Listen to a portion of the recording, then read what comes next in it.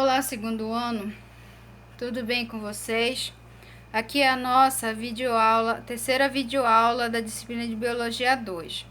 Bem, como nós tivemos aquele problema com a internet no dia da nossa aula do Zoom e somente um aluno conseguiu assistir a videoaula e a nossa aula não foi conseguido salvar pelo aplicativo, então, eu vou repassar aqui para vocês a correção da atividade de Biologia 2 e peço que vocês façam as devidas correções para os estudos futuros. Aí nós temos aí a atividade do módulo 3, da página 546 e 547. Aí temos as questões e as alternativas consideradas corretas. Aí vocês dão uma parada no vídeo, vejam as correções de vocês. Aí da atividade da página 560 e 561, também façam as devidas correções. Dê uma pausa no vídeo e façam os devidos acertos nas suas atividades. E aqui nós vamos dar continuidade ao nosso terceiro bimestre, com o conteúdo onde nós vamos falar nessa aula sobre os equinodermos. A etimologia da palavra equinodermos ou equinodermata, do grego equinos significa espinho, derma significa pele, ou seja, pele revestida de espinhos. Esse filo ele possui cerca de 6.000 espécies que são descritas, sendo todas elas marinhas. Os equinodermata, eles são agrupados em 5 classes distintas, onde nós temos as asteroides, que são as estrelas do mar, que são organismos que vão ter o corpo em forma de estrela, achatado, onde esse corpo vai ter uma forma de um disco central, e esse disco central é que vai ramificar esses 5 braços. Essa face dele interior de cada braço é onde encontrados os pés ambulacrais, que é uma característica dessa classe dos asteroides. Aí nós vamos ter os equinoides, que são os ouriços do mar e a bolacha de praia. Esses equinoides eles já vão ter o corpo em forma de esfera, cheio de espinhos. E esses espinhos deles vão ser móveis, que vão auxiliar eles nessa locomoção. Na sua região ventral, ele vai ter uma boca que vai ser constituída por 5 dentes fortes e pontiagudos, que é onde eles vão se alimentar das presas que são capturadas. E essa boca dentada, ela é chamada de lanterna de Aristóteles, característica exclusiva desse filo dessa classe dos equinoides. Nós vamos ter aí a classe dos holonturoides, que são os holontúrias e os pepinos do mar. Os holonturoides e os pepinos do mar, eles vão possuir esse corpo comprido, como se fosse uma salsicha. A boca deles vai estar na frente e na boca vai estar rodeada de uns pequenos pés ambulacrais, que vão ser uns pés ambulacrais que vão ser modificados. Eles se vivem enterrados, principalmente no lodo marinho ou também entre os corais. Nós vamos ter aí a classe dos crinoides, que são os lírios do mar. Esses crinoides, ele vai ter essa forma aí, em forma de taça, como a gente está vendo na imagem. Essa taça ela é formada por vários tentáculos ramificados que vão dar essa aparência de flor para esse indivíduo. E esses animais, eles são animais fixos, eles não se locomovem. E nós vamos ter os ofiuroides, que são as serpentes do mar. Essas serpentes, elas vão ser semelhantes às estrelas do mar, porém, o corpo dela vai ser achatado, só que os braços dela já vão ser serpentiforme, aonde eles vão ser bem longos e vão ser móveis, que vão ajudar na locomoção desse indivíduo e também na captura de alimento. A digestão dele já vai ser um sistema digestório muito incompleto, muito primitivo, porque a digestão ela termina no estômago, porque ela não tem mais, ele não vai ter, ele vai ter só a boca para entrar o alimento, mas ele não vai ter por onde sair. Então a digestão termina no estômago, porque ele não tem nem intestino e nem ânus para fazer a absorção e nem a eliminação desses resíduos desses alimentos. Então essas são as 5 classes que compõem o filo dos equinodermata. Dentro dessas características gerais, eles são considerados organismos triblastos, são animais celomados, não possuem no seu corpo os segmentos como divisões de parte do corpo, sua simetria bilateral na forma de larva e radial secundária quando adultos. Eles são deuterostômio, no seu desenvolvimento embrionário, o que surge primeiro é o ânus, depois a boca. O endoesqueleto interno de origem mesodérmica, ou seja, essa mesoderme, devido à presença de muito carbonato de cálcio, acabou formando esse endoesqueleto interno desses animais. Já na questão da evolução, essas duas últimas características que foram ditas, como o deuterostômio e a presença do endoesqueleto, fazem com que os equinodermatas se aproximem dos animais cordatos. Os adultos vão possuir no seu hábito de vida um aspecto bem primitivo, com algumas espécies sésseis, como o lírio do mar, ou então dotadas de uma locomoção muito lenta, que são já esse tipo de locomoção já dada aos demais exemplares presentes no filo, os ouriços, as estrelas do mar, o pepino. A cabeça não é diferenciada, não tem diferença de questão de cabeça, corpo, é uma fusão de um órgão só. Esse sistema nervoso e os órgãos sensoriais dele são muito rudimentares, são muito primitivos. O sistema circulatório ele é ausente e muito reduzido. Em alguns organismos tem um resquício do que seria um sistema circulatório, porém em outros organismos do filo ele é ausente. A simetria radial frequentemente é pentarradial, porque é dividido em 5 partes radiais. As larvas vai ter um hábito de vida livre natante e a sua simetria é bilateral. O desenvolvimento do lado esquerdo cresce mais do que o direito, porque o direito vai ser absorvido, e como resultado dessa absorção do lado direito, essa simetria vai passar a ser uma simetria radial nesses adultos. Por essa razão que essa simetria é comumente chamada de simetria radial secundária, porque quando ocorre o desenvolvimento somente de um lado dessa larva, faz com que essa larva perca a simetria bilateral e passe a ter uma simetria radial, dando assim essas 5 partes nesses indivíduos.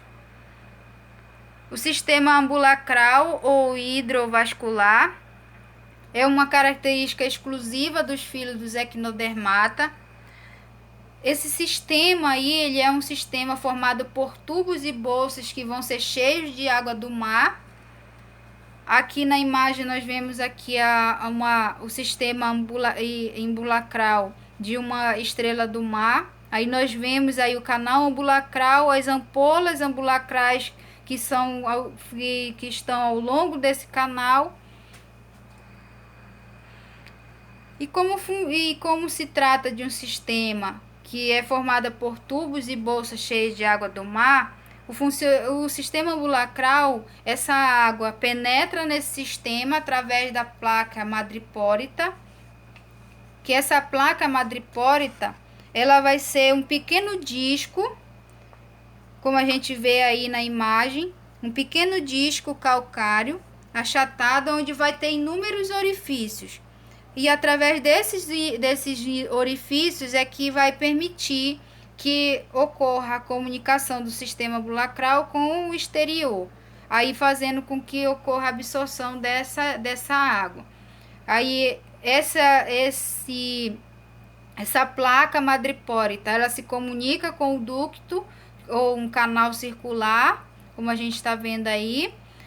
Desse canal vão partir 5 ductos, que são chamados de canais radiais, que vão distribuir essa água internamente ao corpo, dentro do corpo desse organismo, dessa estrela do mar, por exemplo. Desses canais radiais vão partir pequenas bolsas musculosas chamadas de ampolas, que são essas pequenas bolinhas verdes que a gente está vendo aí. Então, cada uma delas vão estar associada a um pé ambulacral, que vai poder ser projetado para fora do corpo. E aí, no entanto, esse sistema ele vai ter essa função, que vai ser responsável por diversas funções, como a respiração, a excreção, a locomoção e a fixação e a captura de alimentos. Aí esse pé ambulacral, nós temos aí o canal, por onde vai chegar a água, até essa água que vai penetrar no mar pelas ampolas, vai até chegar as ampolas onde tem essa válvula. Tendo essa válvula, a água, essa ampola vai se contrair. Ao se contrair, vai fazer com que haja distensão do pé ambulacral. Então, esse pé ambulacral ele vai aumentar de tamanho até alcançar um substrato. E a água que estava presente dentro da ampola, ela vai ser expulsa para que esse pé ambulacral ocorra a distensão dele. Havendo assim a distensão, a contração da ampola, vai também ter a contração dessa musculatura. Então, quando ocorre essa contração dessa musculatura, faz com que haja a sucção.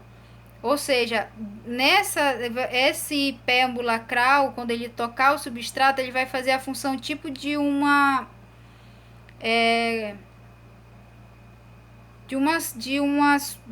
sugar. Quando ele suga porque nessa entrada do pé ambulacral, ele vai ter essas glândulas de muco que vão fazer com que haja a adesão dele no substrato. Quando ocorre, então, a contração dessa musculatura e a adesão do pé ambulacral no substrato, essa água, ela vai ser novamente, vai fazer com que essa ampola, ela vai fazer a distensão dela, fazendo a distensão dessa ampola, aonde vai fazer com que essa água ela seja absorvida novamente para dentro dessa ampola, fazendo com que esse pé ambulacral faça a contração, ou seja, ele comece a se soltar do substrato, fazendo com que essa água volte para a ampola, fazendo com que essa ampola ela se distenda. Fazendo essa distensão da ampola, crescendo novamente essa ampola, o pé vai fazer a retração do pé ambulacral, que é onde ele vai se soltar do substrato, para a locomoção desse indivíduo. Então, é assim que funciona o sistema ambulacral na locomoção. Aí, a presença dos espinhos, pedicelas e pálpebras também é uma característica geral dos equinodermos. Os espinhos vão estar ligados ao esqueleto e recoberto por uma fina epiderme. Aqui, ó, na imagem nós vemos aqui a dissecação de um ouriço do mar. Aí nós vemos aí que ele tem o corpo recoberto por uma fina camada de epiderme cheio de espinhos, né, ligados ao esqueleto dele. Aí aqui no esquema nós temos os pés ambulacrais, o espinho e as pendicelas. Aí aqui no esquema nós temos o esqueleto de uma pendicela. Essas pendicelas, elas são estruturas que vão remover os detritos que vão se aderir ao corpo desses ouriços. Então ele vai fazer a manutenção, a limpeza deles contra qualquer agente que venha causar problemas para ele com restos de alimento. Aí uma imagem de ouriço. As pápulas vão ser projeções da parede corporal que vai ser revestida por uma epiderme, que vai aumentar a superfície de trocas gasosas. Então elas vão ser essas estruturas que elas vão sair de dentro do corpo através dos espaços entre os espinhos. E que essa projeção também vai ajudar nas trocas gasosas desse organismo. Outra característica geral é que eles vão ter o sistema digestório completo, vai ter uma digestão extracelular com absorção, absorção intestinal dos nutrientes e distribuição dos mesmos via líquido celomático. Então ela vai ter a boca, vai entrar num pequeno esôfago, que vai ter contato aí com um sistema de um estômago muito curto, que vai estar ligado diretamente com o ânus. Esses equinodermos vão ter a boca virada para a parte inferior, né, voltada para o substrato, para a captura de alimento, e o ânus fica na parte superior.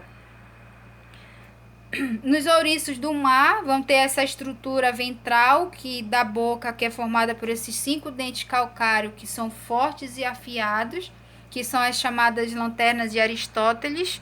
Aqui na imagem mostrando para vocês aí como é essa estrutura da lanterna de Aristóteles em um ouriço do mar. O sistema respiratório e excretor, as trocas gasosas por meio das brânquias e líquidos celomáticos, que vão distribuir esse oxigênio para as células do corpo desse animal, e essas brânquias também vão participar da eliminação das excretas. E esse exemplo de sistema respiratório é nos ouriços do mar, viu, pessoal? Já nas estrelas do mar, já vai ocorrer a troca das trocas gasosas delas, já vão ocorrer através de papilas respiratórias.